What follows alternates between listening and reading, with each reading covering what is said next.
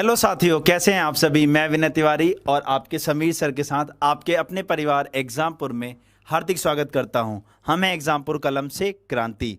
साथियों, आप सभी को वेरी गुड इवनिंग। आप सभी लोग जल्दी से आ जाइए। आप लोगों के लिए बहुत अच्छी खुशखबरी है कि जिस तरीके से कहा गया था कि 15 दिसंबर को आपका एग्ज़ाम स्टार्ट होगा, उसकी जो पहली सीढ़ी है वो आगे बढ़ चुकी है हमारी रेलवे। ठीक है ना।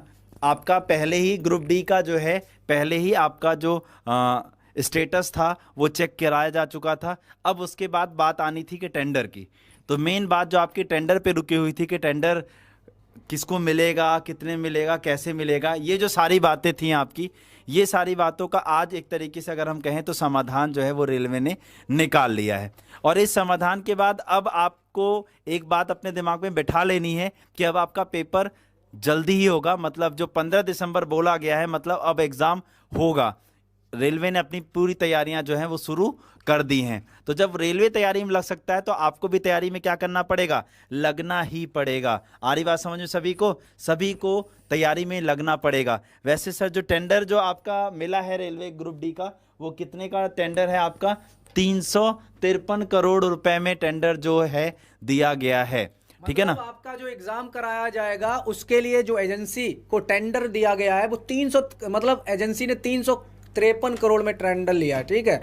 अब यानी कि आपकी डेट आ गई एग्जाम की। एग्जाम अब आपका कंफर्म है, एग्जाम होने वाला है। लग जाइए बिल्कुल तैयारी में। अभी तक अगर सोए थे तो अब उठ जाइए। तैयारी आज से नहीं, आपको कल से ही स्टार्ट कर देनी है। मतलब आज से स्टार्ट कर देनी है। ठीक है, आज से ही तैयारी स्टार्ट कर देनी है और आपको बिल्कुल जुट जाना है। सभी एग्जाम जितने भी आपके हैं एनटीपीसी ग्रुप डी अब आपका होने वाला है। ठीक है।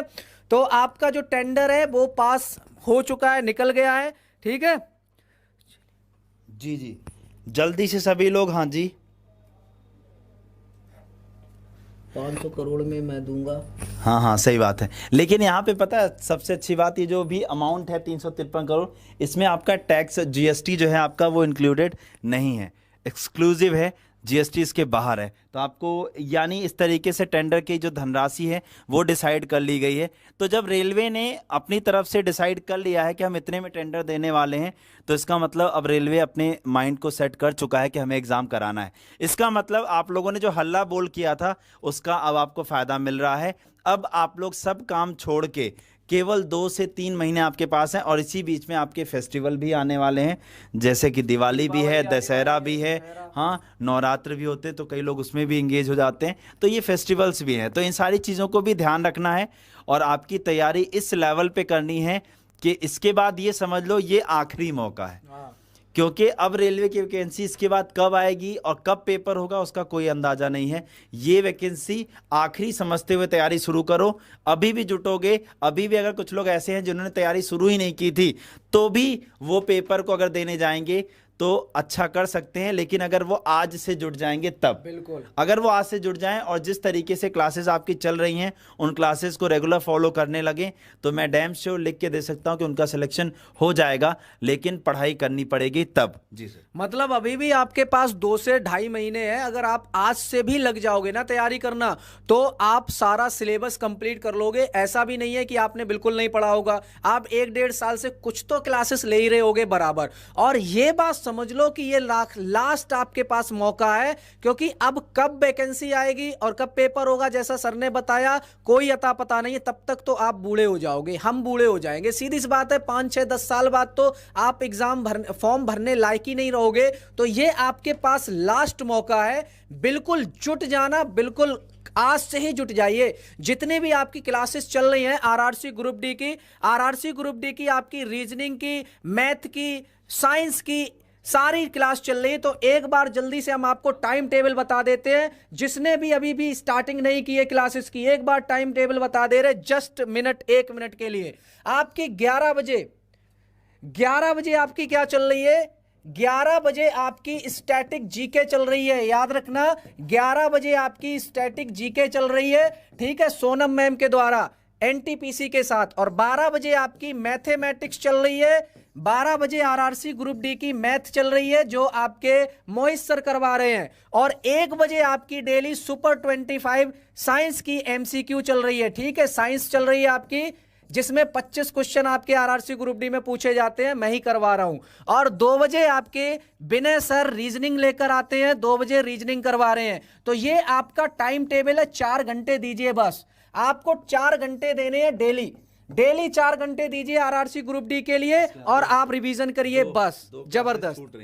हाँ, करंट अफेयर की करंट अफेयर जो 6:30 बजे होती है, एक तो ये क्लास छूट रही है, और दूसरी दिन भर ये पढ़ा, और रात में एक मॉक टेस्ट होता है जो 10 बजे से, हाँ जी, उसके बाद देखिए 2 बजे के बाद फिर आपकी जो 4 बजे है 4 PM पर जो है बहुत धांसू, बहुत ही धांसू आपकी, अगर हम लोग बात करें तो आपकी पॉलिटी की नितिन सर के द्वारा बेहतरीन, हाँ जी, नितिन सर के द्वारा जो है पॉलिटी की क्लास होती है। अगर हम लोग यहाँ पर बात करें जी, देन उसके बाद अगर हम लोग बात करें तो रात 10 बजे से मॉक टेस्ट होता है, डेली मॉक टेस्ट हो रहा है, मॉक टेस्ट भी हो रहा है। तो ये देखो, आपने सुबह क्लास की, फिर आपको गैप मिला 11 बजे तक का, अपना आराम से खाया पिया, थोड़ा रेस्ट किया, फिर 11 से 2 पढ़ा, फिर बीच में खा पी के सो लिए थोड़ा, फिर 4 बजे उठे और क्लास शुरू करी। कुल मिला के अगर हम बात करें तो हर तरीके से आपकी सारी क्लास यहाँ पर कराई जा रही है। मतलब एक बात आप समझ लो, आप अपने टाइम टेबल को शेड्यूल में लिख लो, एक पेज ले लीजिए, व्हाइट पेज, उसमें लिख लीजिए कि सुबह 6:30 बजे यानी 6 बजे उठ जाना है आपको, बिल्कुल तेल काजर लगा के बैठ जाना है, और आराम से आपको 6:30 बजे करंट अफेयर पढ़नी है। सबसे पहले 6:30 बजे करंट अफेयर पढ़नी है, फिर उसके बाद में 11 बजे स्टैटिक जीके, 12 बजे मैथमेटिक्स, 1 बजे साइंस पढ़नी है, 2 बजे रीजनिंग पढ़नी है, और 4 बजे आप पॉलिटी पढ़ लेना। ठीक है, ये सारा आप इतना करना, और फिर रात में आप आ जाना 4-5 घंटे के गैप के बाद मॉक टेस्ट देने। 10 बजे आपका मॉक टेस्ट स्टार्ट होता है एनटीपीसी के साथ, जिसमें आप अपनी डेली तैयारी नापे, मेजर करें। ठीक है, अपने आप को जाने, परखें कि किस सब्जेक्ट में वीक हो, और उस सब्जेक्ट में आप उस सब्जेक्ट में ज्यादा मेहनत करो। लेकिन आपको इस बार पक्की करनी है एक सीट, अगर एक सीट भी इस बार अगर पक्की नहीं कर पाए तो कभी पक्की नहीं कर पाओगे। ठीक है, चलिए, अच्छा, फिर ये नोटिस आपके लिए इतना ही था। अब आपका तुरंत जो है मॉक टेस्ट शुरू होने वाला है, आप सारे के सारे लोग जो है उस एनटीपीसी और ग्रुप डी के मॉक टेस्ट में जुड़े। तो चलिए फिर आज के लिए इतना ही रखते हैं। जय हिंद, जय भारत, जय एग्जामपुर, कर विजय एग्जामपुर।